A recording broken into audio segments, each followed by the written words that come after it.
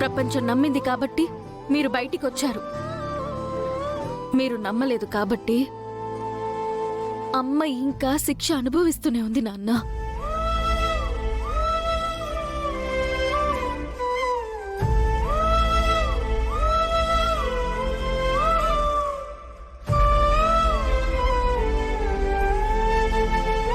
ప్రేమించి పెళ్లి చేసుకున్న మీరే మీ భార్యని నమ్మకపోతే మిమ్మల్ని అనుమానించిన మీ పార్టీ ఎమ్మెల్యేలకు మీకు ఏం తేడా ఉంటుంది నాన్నా?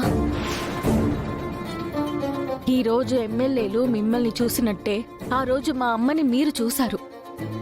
ఆ రోజు మీరు నమ్మినట్టే ఈరోజు మేము నమ్ముంటే ఏం జరిగుండేది నాన్నా?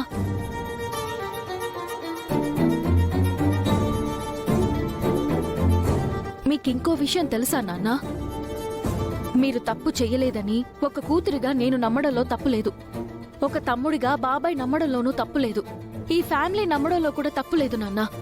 కానీ ఏ సిచ్యువేషన్లో అయితే మీరు మా అమ్మని చూసి అనుమానించారో సేమ్ అదే సిచ్యువేషన్లో మిమ్మల్ని చూసిన మా అమ్మ అస్సలు అనుమానించలేదు నాన్నా.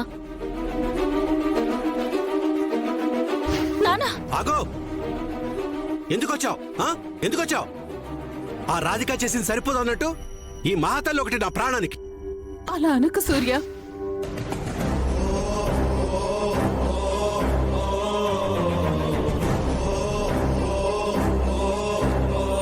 మన వల్ల చిన్న గాయం అయితేనే మనల్ని ఎలా గాయపరచాలా అని చూస్తుంటారు.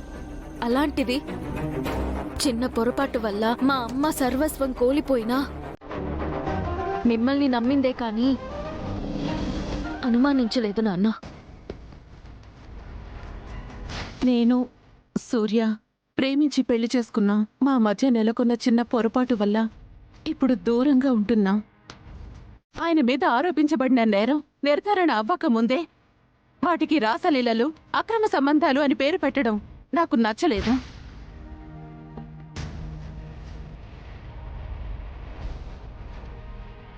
మీరు బయటికొచ్చేంత వరకు పచ్చి మంచినీళ్లు కూడా ముట్టుకోకుండా గుళ్ళు గోపురాలు తిరుగుతూ ఉంది నాన్న.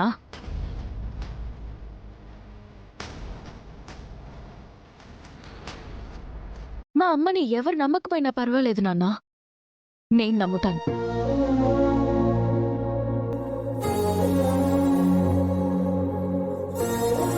మీకు నచ్చని విషయాలు మాట్లాడి మీ మనసు గాయపరిచినందుకు నన్ను క్షమించండి నాన్న.